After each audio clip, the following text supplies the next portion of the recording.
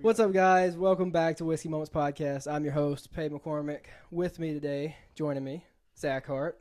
What's up, y'all? What's going on, man? We'll cheers it up. Dude, okay. We want to tell people what we got in here? Fireball. Fireball. We're going to have fun. Tastes like a Christmas morning. Why'd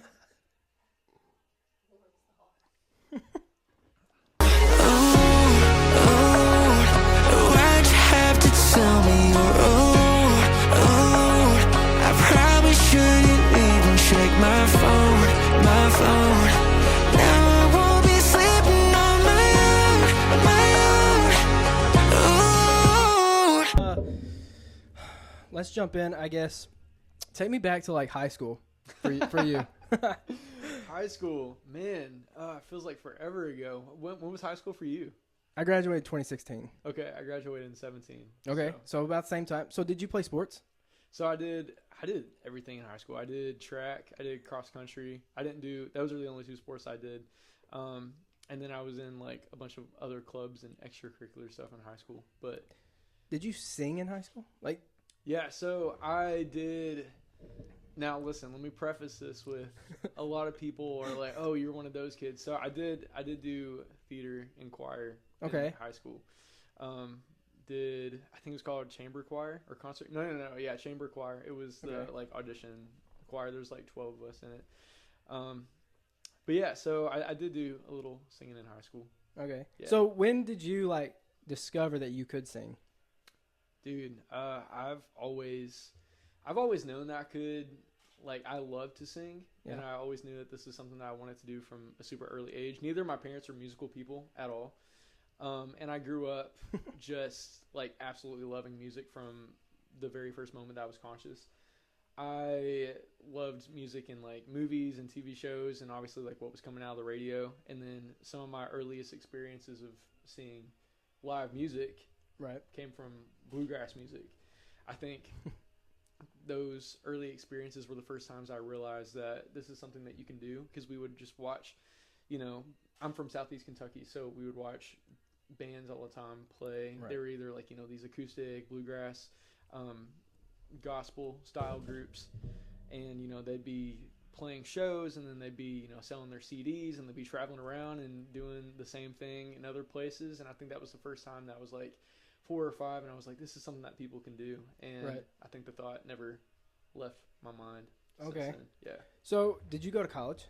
I did. Yeah. I went to EKU in Richmond, Kentucky. What'd you major in?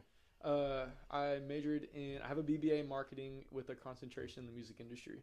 Okay. But going to school in Richmond, Kentucky, I was like probably the only person that did that. Well, fair enough. So did you, when did you, like, start playing show? Like, did you start in college? Start playing, or high school? So I started playing in church.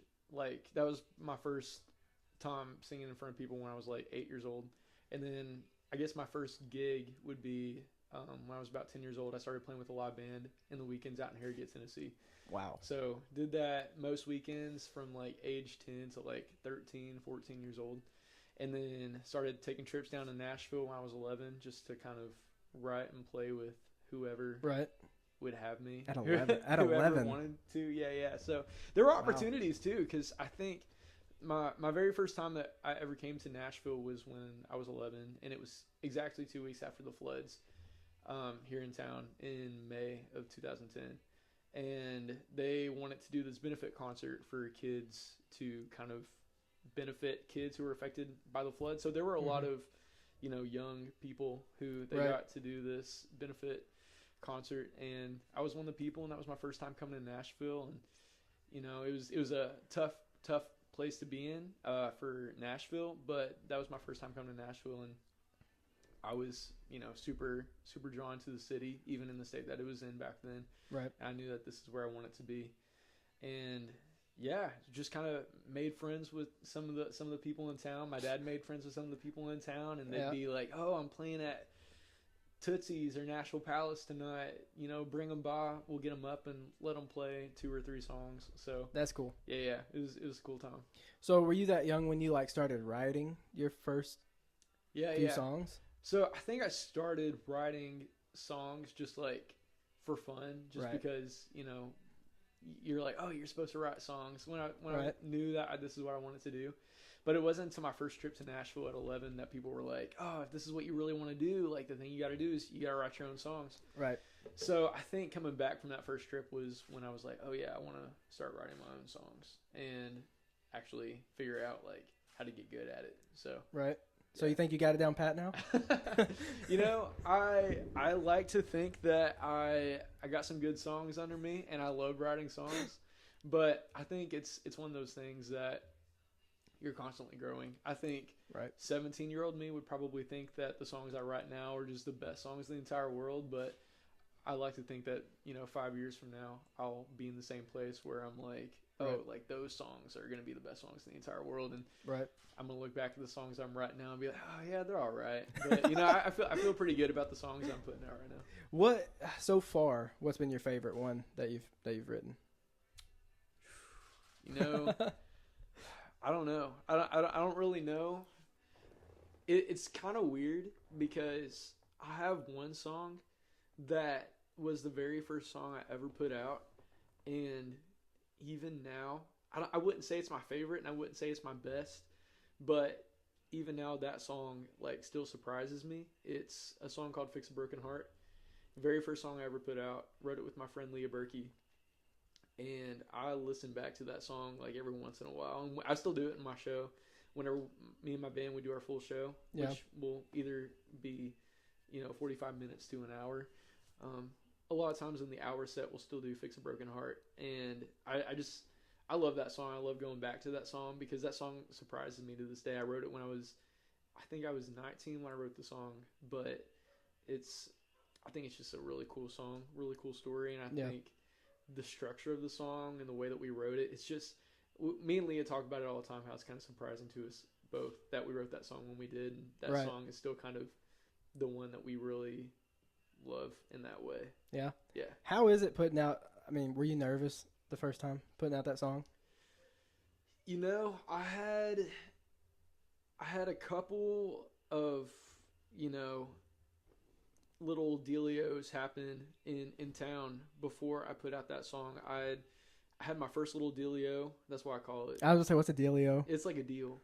Okay. But I call it a little dealio because it's not like not like a record deal. So I'm like, Okay. anytime there's anything that is requires like paper that you got to sign, but it's like a small thing, I'm like, oh, it's a dealio. It's a dealio. Okay. Yeah. So, I had my first little dealio in town when I was 17, and then I had my next little dealio when I was 19, and then that kind of came to an end around the time that I was 21, and I had this feeling that in order to do with my music what I wanted to do and get to a place that I wanted to with my music, and as an artist, I wanted to start putting out music. So essentially, me and my buddy Grant Anderson, who produced all of my first EP, we decided to kind of redo all these songs, which were essentially demos, and make those the best that we possibly could, and release those as my first EP. So I knew that it's something that I needed to do in order to kind of get the opportunities I wanted, and especially just moving to town. So I knew it's something that I wanted to do, and it was something that I was wanting to do for forever. So whenever it finally came time to I can start pulling the trigger on this stuff now, I was ready to go. You ready? I was ready, yeah. Were you nervous the first time you played on stage in Nashville? I don't think so. I think if we're going back to the very first time I ever played in Nashville, it was, I was 11 years old. I think I was singing I did some Josh Turner covers, obviously like an octave higher because, Josh Turner. Ridiculous. And my voice obviously has changed, not much, but I grew up loving, Josh Turner and Brad Paisley and Keith Urban and stuff like that. So did a lot of the covers and stuff. So I don't know if I was necessarily nervous as I was excited back then. Right. But I think, there have definitely been times in Nashville where I've gotten to do some stuff where I was super excited and the adrenaline was just, I don't know, I can't really tell the difference between nerves and excitement a lot of times. So that's probably good, honestly. Dude, I hope so. I mean, yeah, if you're sitting there and you're like the adrenaline's pumping and you're not nervous, I feel like that's probably a good thing.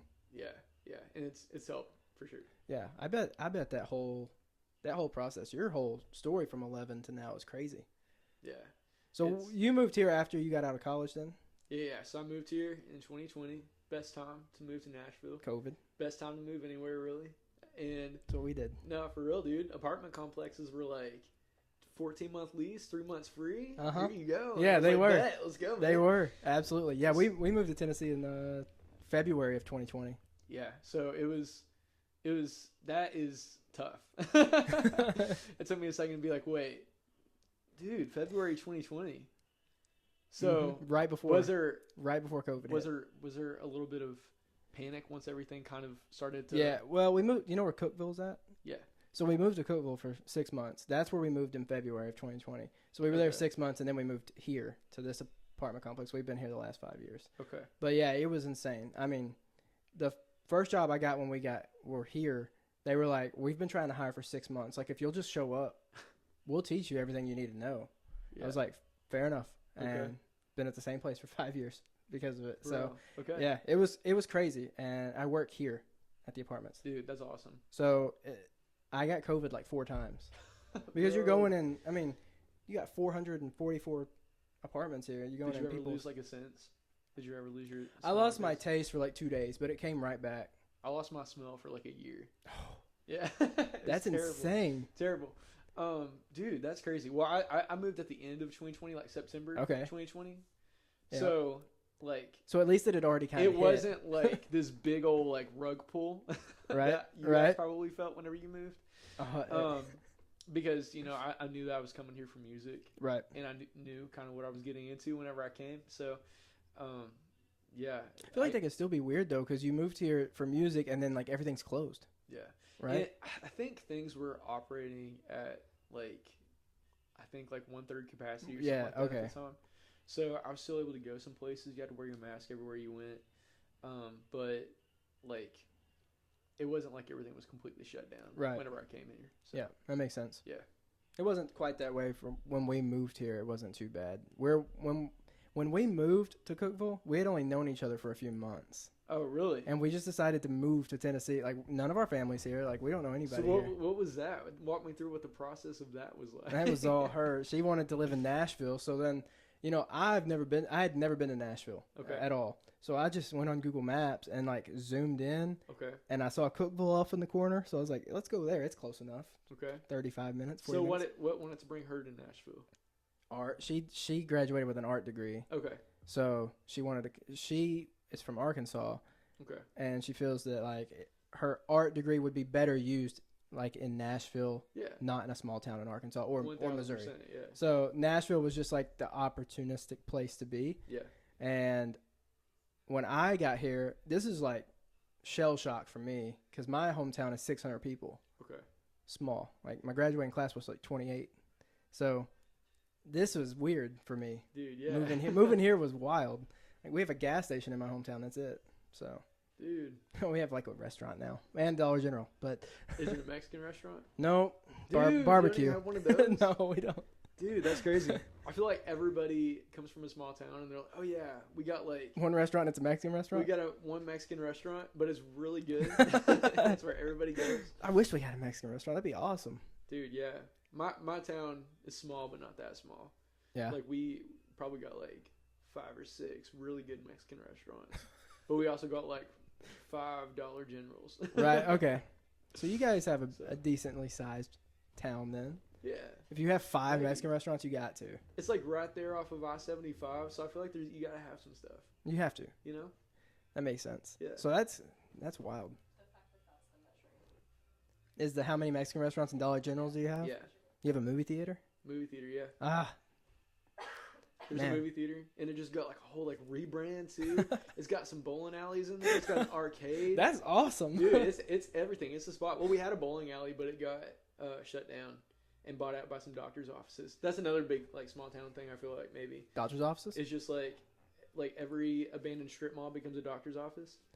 We had a Kmart. We weren't big enough to have a strip mall, dude. We had a Kmart that just became like a hospital. Like, not really like a hospital, but like doctor's offices. Right. Like, I think like a branch of a hospital. So we were so I still call small. it Kmart. Well, that's fair. Yeah. The guys could only play 2 sports in high school because there was only 2 sports offered: Okay. baseball and basketball. No football. We didn't even have football. Yeah.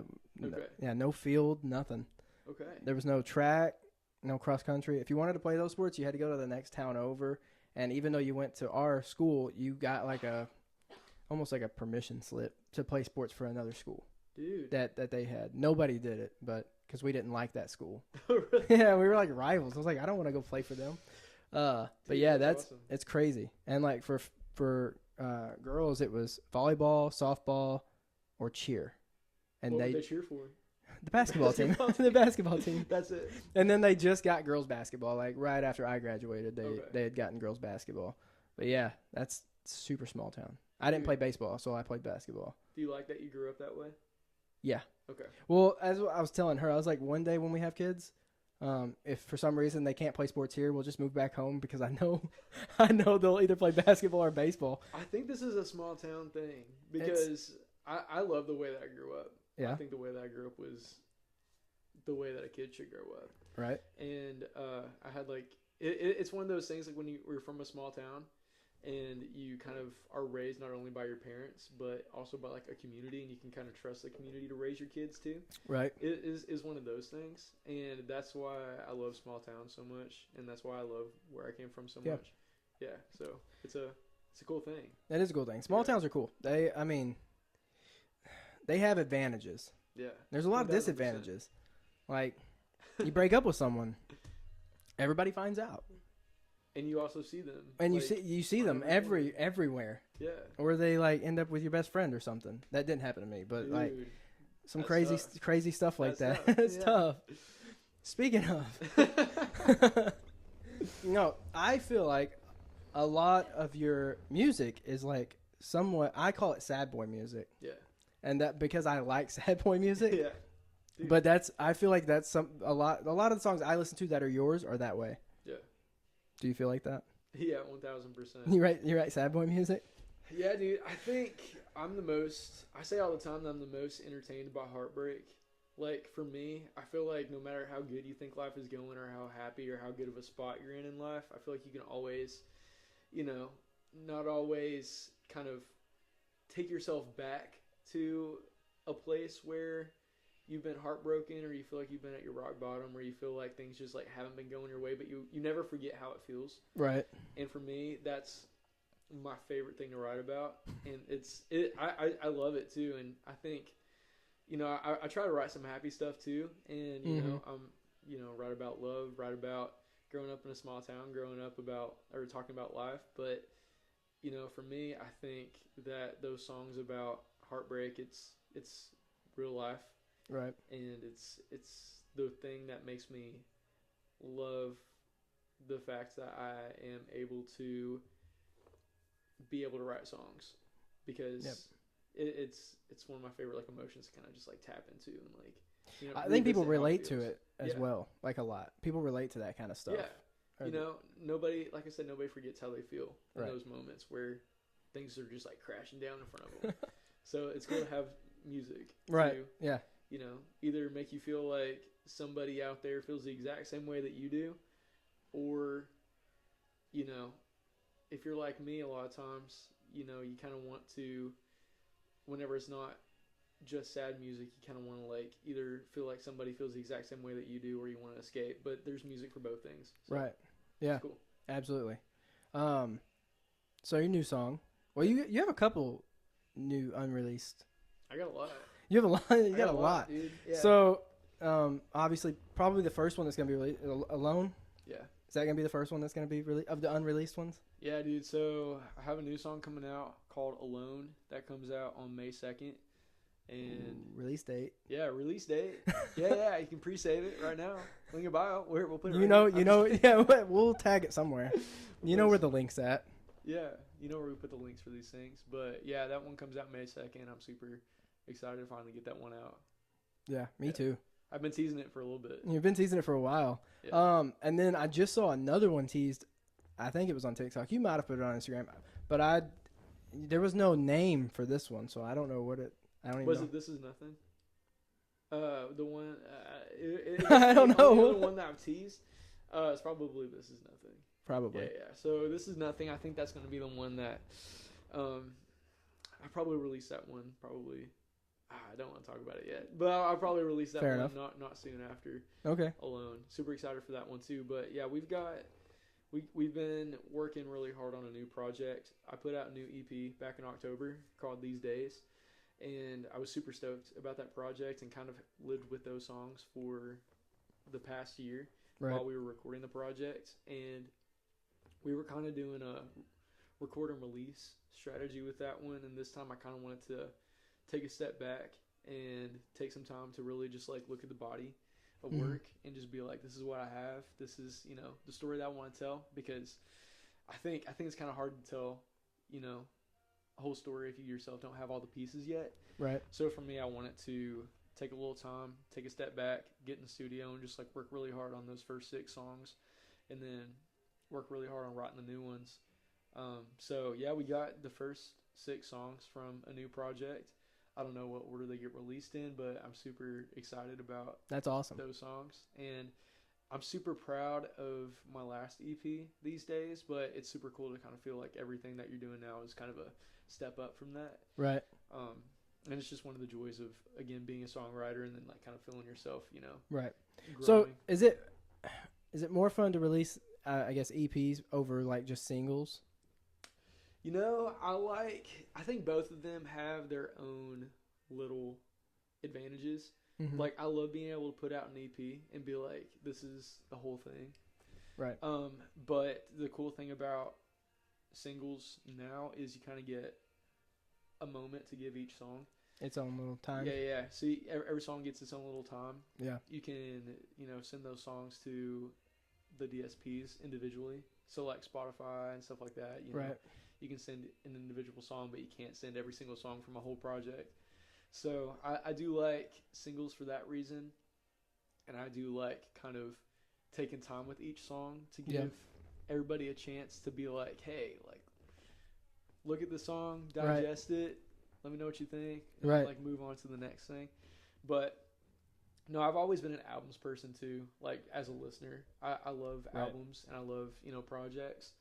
So for me, like, I've been guilty sometimes of some of my favorite artists like putting out a bunch of singles and like not listening to any singles until the album comes out, because I just want to I want to get the whole picture. Yeah, I'm that way to an extent, but sometimes when I listen to an album, especially if there's a lot of songs in it, I miss, you know, like I'll listen to one, I'm like, I don't know, and then I have to listen to the album again, and then I'm like, maybe I didn't hear that right the first time. Yeah. And I go back and I feel like that happens quite a bit. How many songs do you think is the perfect sized album?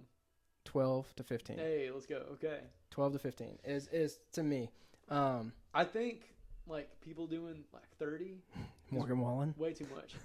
Here's the thing. I love Morgan Wallen so much. I love Morgan Wallen. I love Taylor Swift, and those two are 30 albums. Every so single many time songs. we're releasing an album, 30 albums or 30 songs an album, and I think that, you know, I think it's got its advantages. I think it's super kind and generous for an artist to give that many songs. Absolutely. To their fans. Yeah, absolutely. I feel like it's hard to do tours that way. It's hard to digest an entire album that way.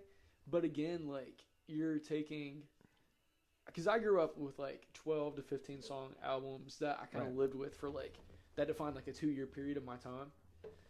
And I think it's really cool when an album does that. Like, you can measure time and like the albums that you were living with at the time.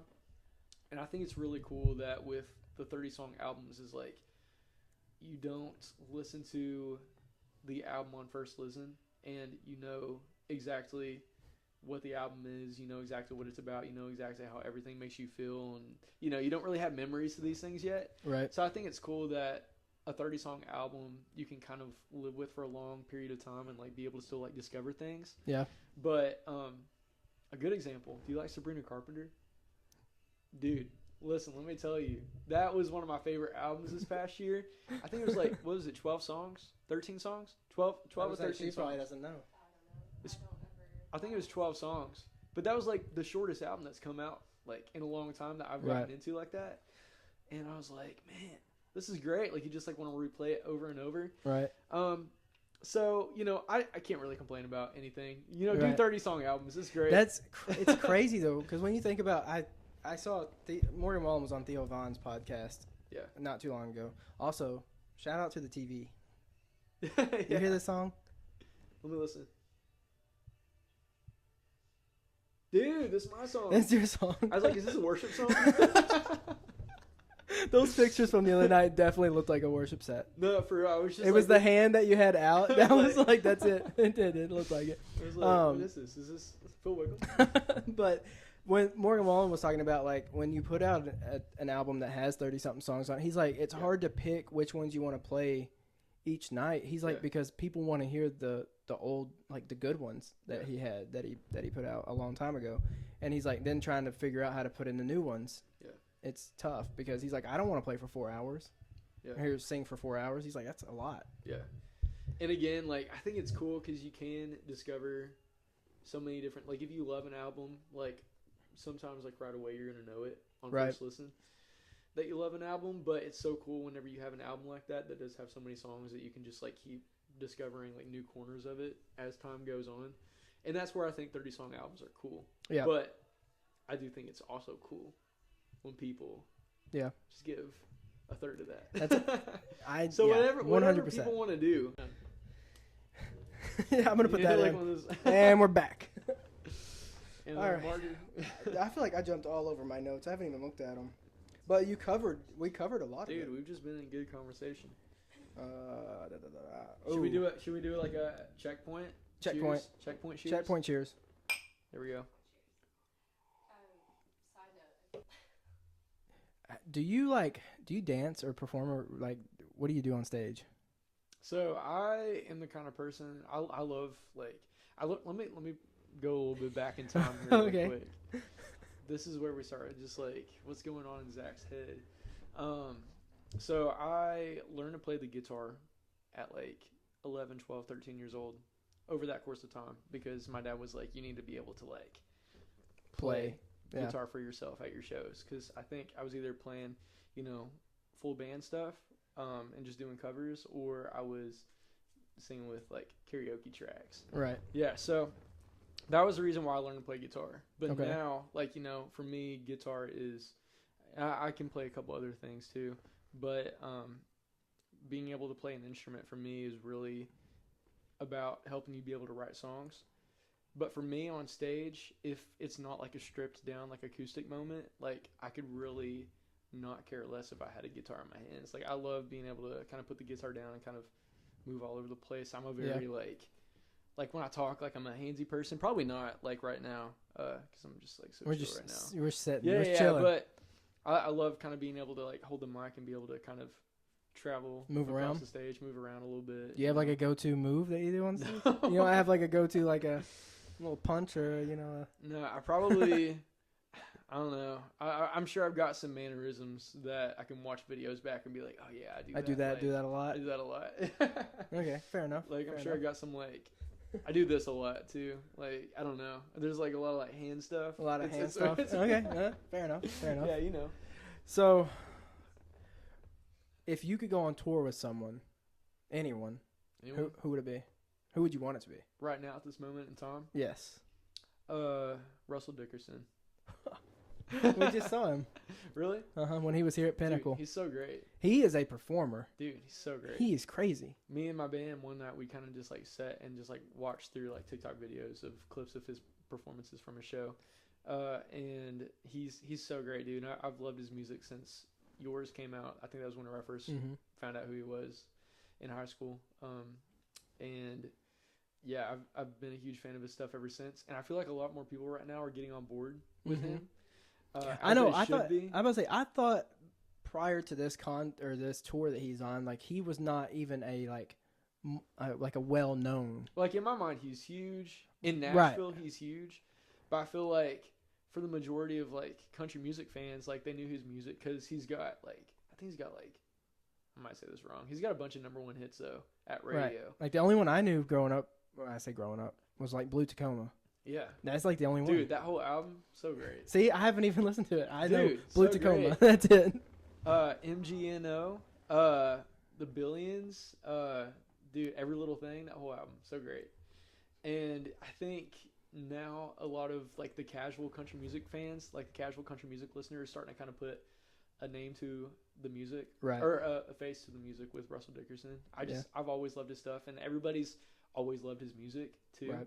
I think now everybody's just like, oh, Russell Dickerson. I'm like, bro, you literally know like all of his songs, and like, yeah, so Right. We played this for you. You'd be like, yeah, I know that song. yeah, he's so great, and I think he's definitely one of the people that I've looked up to for forever, and he's insane.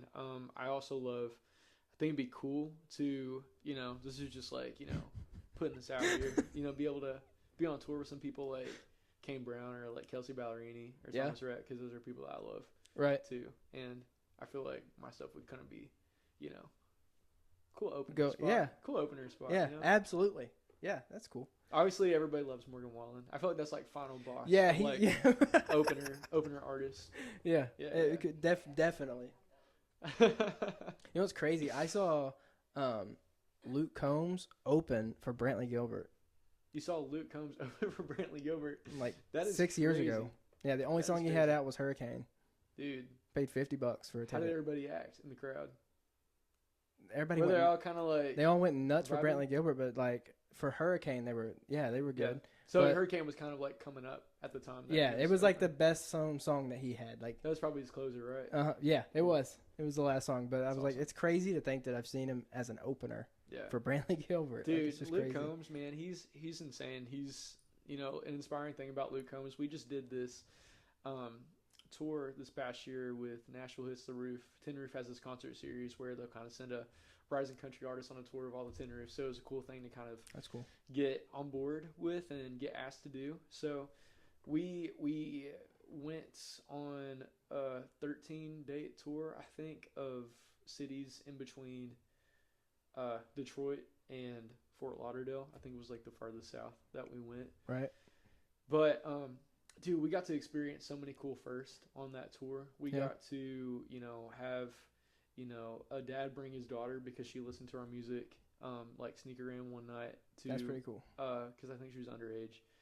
Just sneak her in one night. That's just, not cool, but just like, well, she's in the back chilling, and I kind of like cool of the dad. There to you go. Be We'll like, let me reiterate. let me get, and because like I kind of noticed them like kind of standing over in the corner, Right.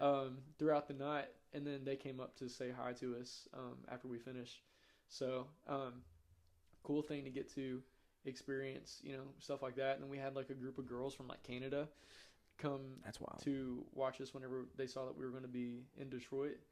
That's so cool. it was a cool thing. But you got to experience a lot of firsts like that. But also, I think we played in, it was Columbia, Raleigh, that we played a Tin Roof show, and we had a woman come up to us, and she told us that she watched Luke Combs perform in that exact same spot on the Nashville Hits the Roof tour when he was coming up, and she said he was in this room, nobody was paying attention to a word that he was saying, and look at him now, everybody's like, Right. trying to get a ticket to a Luke Combs show.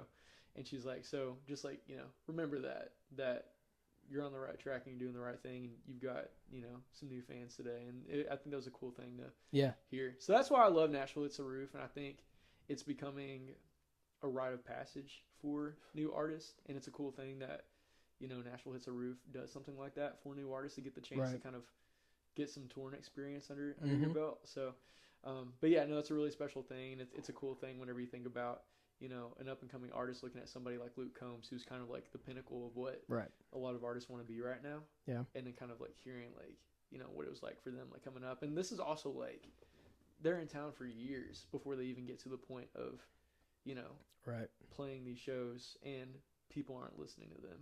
So Isn't that crazy? yeah, it's so crazy. But now, obviously Luke Combs is Luke Combs, and it's a cool thing. And there's people that are gonna be like, I saw him at a bar.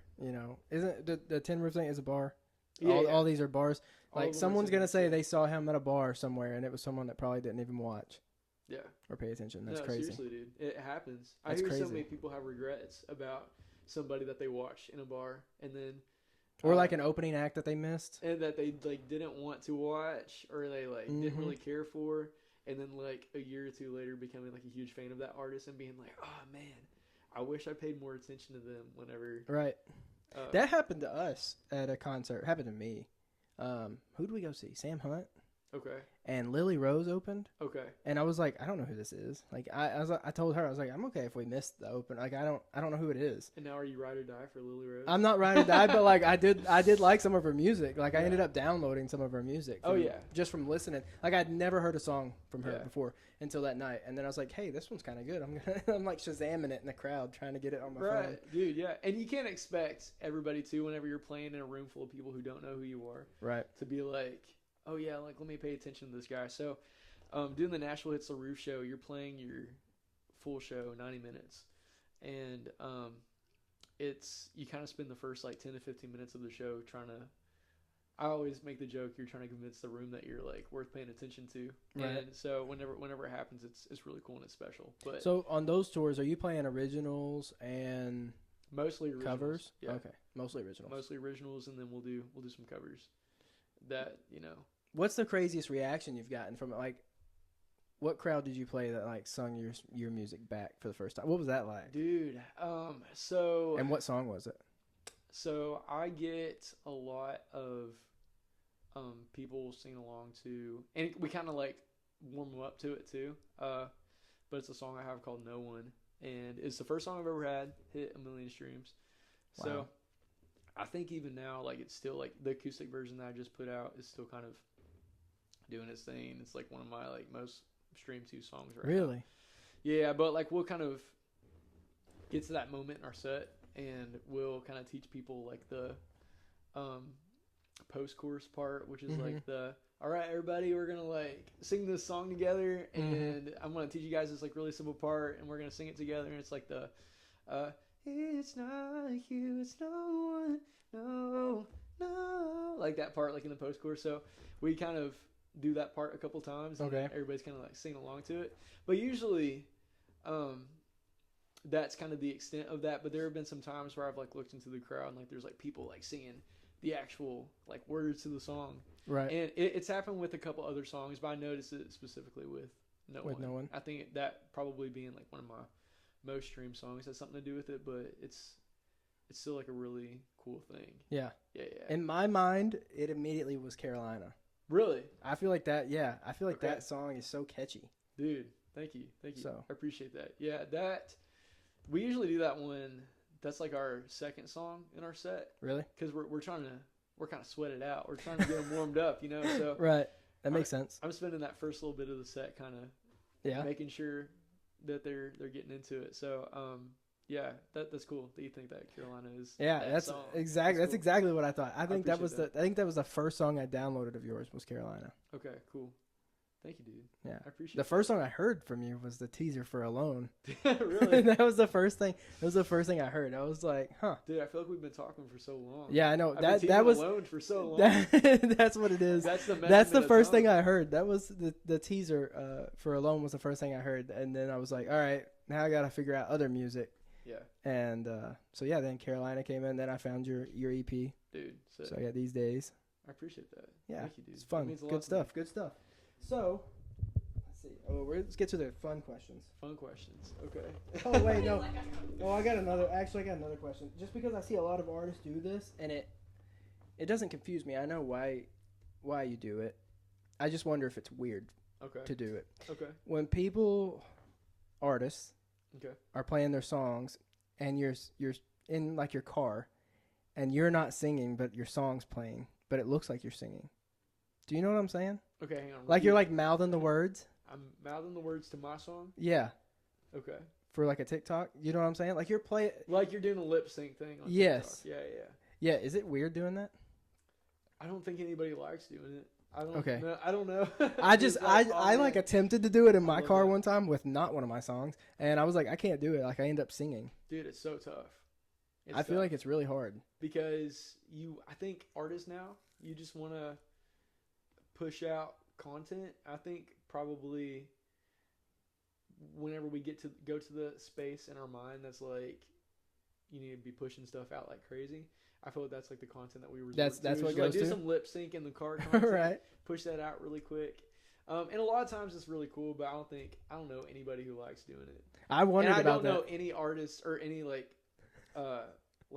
fans of an artist that are like dying for that lip sync. Dying for that. I think it's just a cool way to like kind of show like The you know, music. people the song. I wondered. I've seen that so many times, and I'm like, it's got to be weird to do it. Like, Yeah, to and I don't think anybody particularly like enjoys watching it. I think that like if it's like your first introduction to a song, then they're like, oh yeah, the song is cool. Right. But I don't think anybody really likes the like lip sync in the car stuff. But Okay. yeah. Oh well. Okay, I take it back. I love Adrian Nunes. I think that's kind of like what he does. I think that's what he does is the stuff in the That car. makes sense. But he also does it in a fun way. Right. Yeah, he does it in a fun way. So I think stuff like that is fun. But I think just the casual like put the lyrics on the screen. Yeah, I don't think people like that. Fair enough. I still do it because you know we got a quantity over quality issue. Right. Right now, Well, but, hey. yeah. So do you do the same thing when you're shooting a music video? Or do you actually like sing it out loud, but they just mute you? You sing it out loud, but obviously they overlay it with the actual song. because that's kind of how it kind of looks like you're Actually, singing the song on well, that's video. what I thought. Yeah. That's why I always wondered that, because obviously I know you're not singing it when you're walking next to the railroad tracks or whatever. Right. So I always wondered. I didn't know if you were still like lip syncing or if it was. Yeah, and that's a little bit more fun because you kind of Right. have like a vision Right. for like what you like want the song visually to look like. Right. So whenever you get to do that, it's cool. You get to come up with those ideas, or do you have other people like pitch them to you? Yeah. So you know, I kind of come up with some stuff on my own, but then I work with some of the guys I work with too to kind of whenever we're not just blindly shooting some stuff. Right. Like Alone was a music video that was planned up and schemed up with my buddy Landon Todd, and he shot a bunch of stuff for me before, but this is the kind of the first time that he and I kind of took the time to really just like map out everything that we wanted to do in that video, and kind of drive. It's still mostly performance shots, but we kind of wanted to go like in a certain place like with the video, and we kind of mapped everything out the way that we wanted to. So yeah, you kind of plan those things out a little bit better. And I've got some people that I do that stuff with that I love doing that stuff with, and they're great at it. So yeah, doing that video with Landon was pretty cool, and I'm excited for people to finally see that. Yeah, it's a dope video. Yeah, dude, thank you. I appreciate it. It is pretty cool. Appreciate it. All right, now we can get to the fun questions. Okay. I'm scared. All right, we'll go with the fun. Would you rather fight a chicken to the death every time you get in your car, or once a year you have to fight an orangutan to the death with a sword? Is it weird if I say the orangutan with the sword? I don't feel like it's weird. You just have to realize that. Do I know exactly like No, what day? no, dude could be knocking on your door, and you just gotta be like, "Honey, get the sword." So one time a year. So it could be like December 10th. Yeah. And I could have just killed a orangutan with a sword.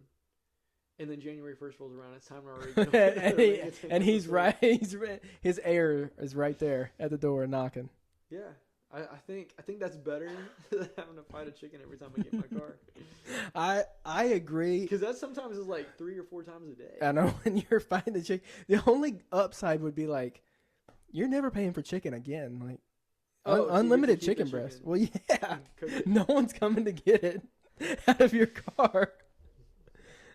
I think it's an inconvenience issue. I agree. I would not want to fight a chicken every time I got in my car. It's just like, oh man, I got to run to the store really quick, but I'm really just not in the mood to fight a chicken right now. I think 1000% the orangutan. Yeah, I honestly am probably right there with you. That makes sense. I wonder what the rules are with that. Like, if you get in someone else's car, do you still made have to? up the rules. I know. But like, if you drive someone else's car, are you still having to fight a chicken? You know what I mean? I think you said every time you get in your car. Yeah, that's probably what I wrote down. So Every time you get in your car, yeah. every time you get in your car. Yep. All right, next one. I'm gonna like ask my neighbors, hey, can I borrow your car really quick to run to the store? I'm just gonna ride a bike. Would you rather never be able to open a closed door or never be able to close an open door? Oh, wait. This one's a little confusing. Hang on, say it one more time. Would you rather never be able to open a closed door or never be able to close an open door? One more time. Just one more time for the kids in the back. One more time for the kids in the back. Let's do it. Would you rather never be able to open a closed door or never be able to close an open door? Close and open one. It's Okay. better for the door to be open and be able to like get out, or like be able to like move. to Then a not be different able to place. open a door. Yeah, then not be able to open a door. Claustrophobia, man. Whew, That's fair. That was a tough one. I'm hot. I'm sweating. That one, yeah, me too. that one got me. I thought I was reading it wrong. Wait. Cheers. Cheers for sweating right now. Do you ever get writer's block? Writer's block. Yeah. Do you? And like, I would say I write every day pretty much. And a lot of that, I think any writer will tell you this, no matter like who they are. Like sometimes you just got to write through the crap to get to the good stuff. So like for me, my writer's block is whenever I feel like I'm just writing terrible stuff. And I think you got to push through that stuff to get to the good stuff, or Right. get to the songs that you want to sing, or this is the stuff that you actually want to write. Mm-hmm. But it's like anything, it's a muscle, and you just got to exercise it every day. Yeah. So I think for me, writer's block is just pushing through the terrible stuff. You know, whether you feel like writing or not, or whether Right. you feel like you've actually got something to write about, you just got to push through it. How many do you write before you go like record? So like I said, I write every day.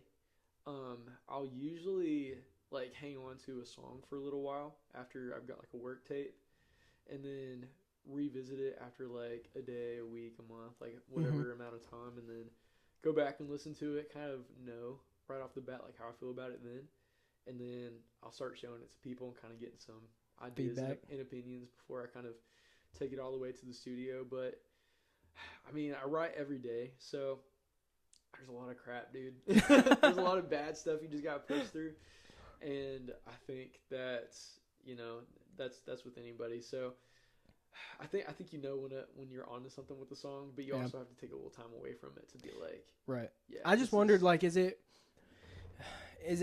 worth more of your money to like record multiple songs at a time, or does it cost per? Do you know, like, when you go and record? Yeah, I think it's expensive no matter what way you decide to do it. Fair enough. But yeah, I think you just gotta be smart about it. You just gotta, you know, find the songs that you're passionate about.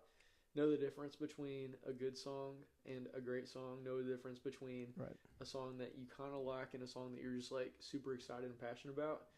And I think sometimes when you're writing those songs that you're super passionate about, like you'll know right away, and then you take the time away from it and then come back to it, you know if it's one that you're going to cut. So for me, I've always approached things kind of like, let's record it like a body of work. But you know, there are times whenever you do have a song when you're like, oh yeah, like this is one that like I need to cut right now. So yeah, kind of depends on the situation, I guess. Right. Is there ever a time where you're like, you get tired of hearing like some parts of your song like just over and over and over? I want everybody to hear the entirety of Alone because I've only been posting as of today. What is today? The 12th? As of today, 12th. April 12th, bro, I've been posting that same 30-second clip of Alone. So I'm ready for everybody to hear the entirety of that song. So like right now, that's the one that I'm like, oh gosh. Right, you're ready? So I think like in the promo stage of a song, you're probably... That's when you like kind of get tired of the same little spot. Yeah, but I listen to some stuff now that I probably haven't listened to in a while, or I hear a clip of a song that, you know, came out months ago or at some point last year, and I'm like, you know, it's a cool thing to be able to look back at stuff that you've done prior and feel proud of it, and that's the way that I feel about. Do you listen to your own music like often, like when you're in your car? I don't like let me just turn on Hate This by Zac Hart right now.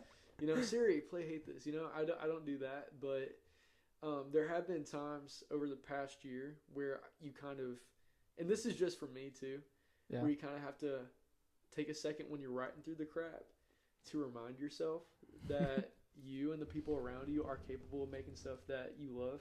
Right. So there was definitely a lot of that where I did replay some stuff that I had released prior, whenever we were just in the process of writing some new stuff, just to be like, dude, like, this is sick. Because I think with artists, we probably beat ourselves up no matter what level you're at.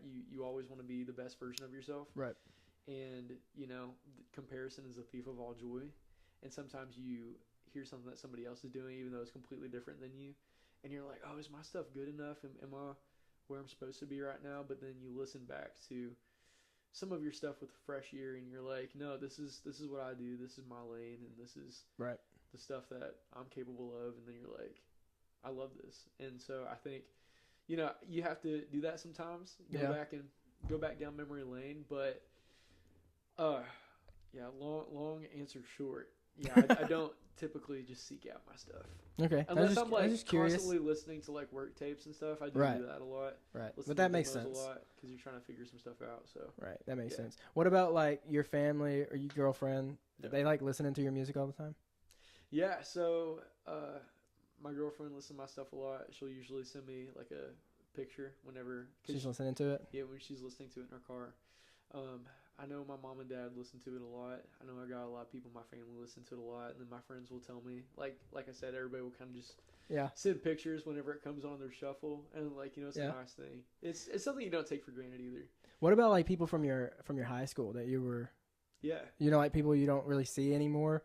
Is it weird now? Like when you go back home, not weird, but no, I think it's super flattering. I think it's super cool because I think as an artist and as a songwriter, like, you want your stuff to be heard. You want people to listen to your stuff. Right. So anybody, like, even if you're from like a time of my life where I'm like, if you knew me back then, no, you didn't. But I think anybody who tells me, you know, that they listen to my stuff, I'm like, dude, like, thank you so much. So, because seriously, that means a whole lot to me when people actually take the time to like listen seek out my stuff and listen to it. Right. Because that's all you want people to do. Right. You know, and you know, whether it's one person, 10 people, 100 people, or 10,000 people listen to your stuff, dude, it's something that I don't take for granted whenever people listen to my stuff. And whenever people tell me that they listen to my stuff, even if they're like, you know, Paul from like the 8th grade. I don't know Paul from 8th grade.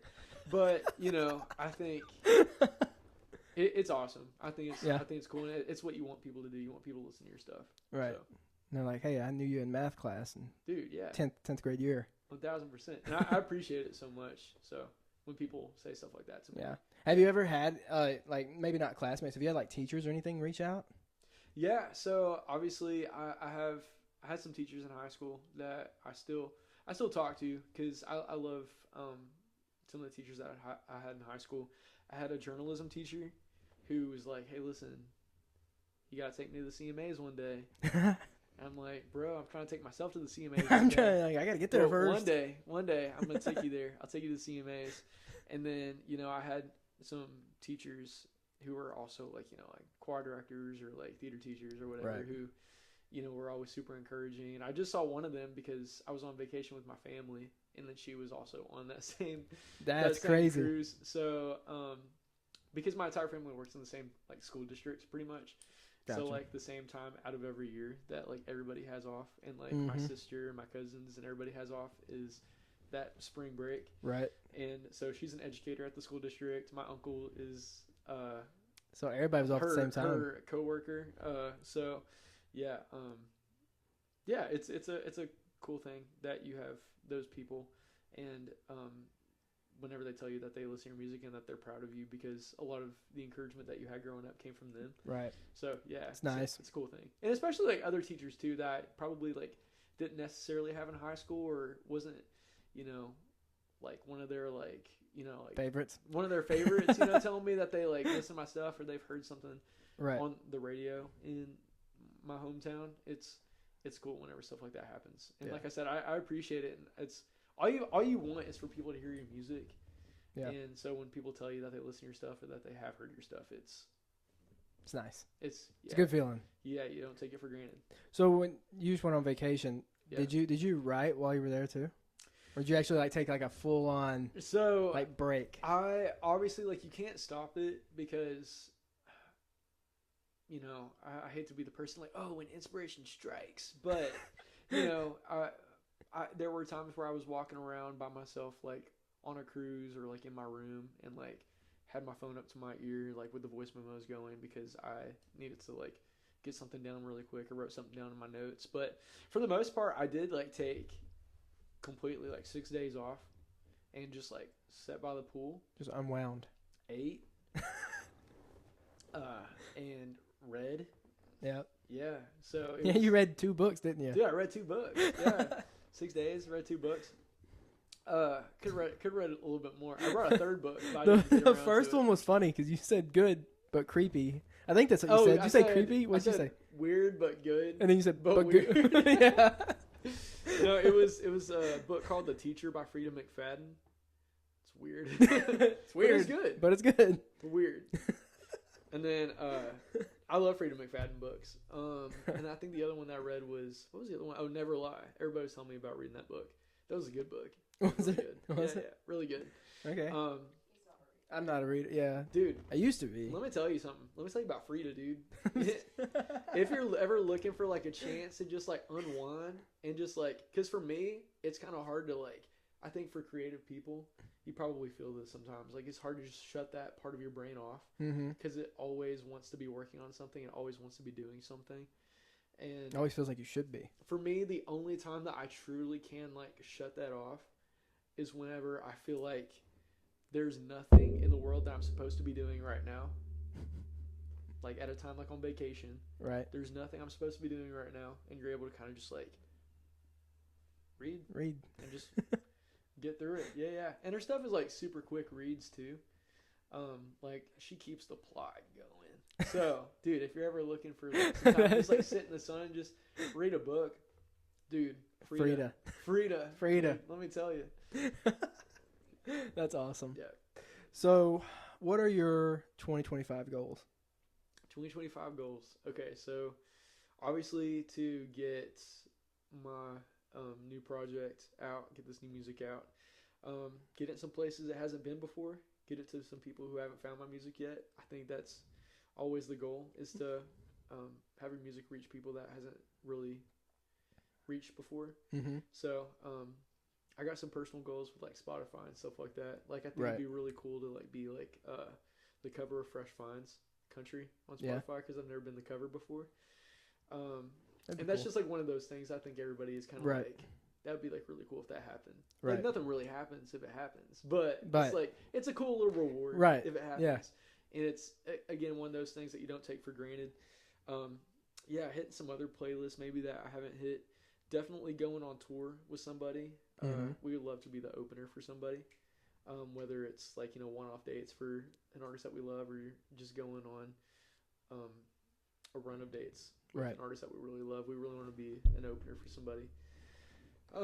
Yeah, so doing some stuff like that, opening spots, man, and then just blowing this thing up. Yeah, that's awesome. Doing some more of the stuff that we love doing. Yeah, dude, it's a lot of that. And Yeah, I mean, you guys are gonna explode. You're gonna explode someday. Dude, I mean, and it's gonna be thank you. quick. I know Appreciate it's gonna that. be quick. So Dude, thank you. I don't know how it hasn't happened yet, but it's going to. It's going to quickly. Dude, I appreciate that. No, I think it's cool. It's cool that you say that. It's super nice that you say that. So thank you. Thank you for saying that. I think I've wondered when it will happen, and I've gotten to the place now where I've really just been about like trusting the timing, Right. and trusting God's timing with it, because you know everything happens the way it's supposed to. Right. And I think looking back now, if it happened for me like a year ago, I wouldn't have been ready for it. If Right. it happened to me 2 years ago, I wouldn't have been ready for it, and I probably Right. wouldn't have loved like the stuff that I would have been putting out Yeah. if it had happened back then. So right now, I love the stuff that I'm making, the stuff that I've been able to do the past year, and the experiences that we've been able to have the past year with like touring and putting music out, and just Right. some of the really cool stuff that we've gotten to do. So, you know, we're just gonna keep trucking, dude. Yeah. And It's all you can do. dude, I got people like you, man, supporting me, hyping me up. That's Hell all yeah. I need, man. That's what we do. That's what we do. appreciate it, dude. Seriously. So All thank right. you. Well, I think that basically gets me What about you, dude? What's your 2025 goals? my 2025 goals. Yeah. Honestly, to keep the podcast going. So Dude, you're doing great. I've got another up and coming artist that reached out about being on sometime in May. Cool. And that's all I've got set right now. It's kind of hard because I'm on call every third week. Yeah. So like I'm on call this weekend, Dude, and I had someone cover so that I could do this, so that I don't get a call and interrupt us. like those accounts, Yeah. and they're like 400K followers. I'm like, I no idea who this guy is. And his bio says entrepreneur, and he's got like Yeah. How the do you have money 400,000? emoji. Do you get the DMs that say like, sign up for a thing that will get you 400K followers in 2 days? Yeah, I've gotten some of those. Dude, you get weird. Have you ever been to your like?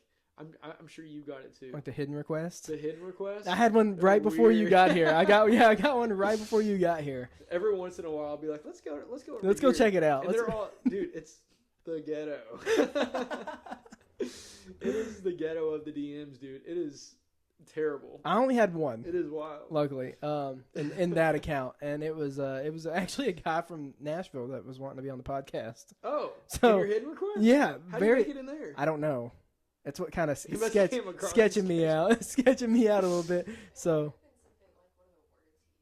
it could have been. What's the weirdest thing that you ever got in your that actually made it to your like request? It would have to be on my personal account because the Whiskey Moments account's only like a month and a half old, Okay. and nothing. That's the only hidden request that's been in there. On my personal, I The don't hidden know. requests are all weird, but the things that like make it to your like actual requests, like I've gotten requests from like people trying to buy my socks. And it's Did like, you sell 'em? It's like weird. It's like, and like the thing is, I know from like other people's experience that it actually does work out for them. I personally haven't been. Maybe if I was just a little bit more like down bad than I am, I would be a little less reluctant to pull the trigger on it. I haven't yet. I haven't sold my socks to They anybody. just want to buy your socks, man. Like my socks after I've worn them. That's specification. Yeah. Have to be after you worn them.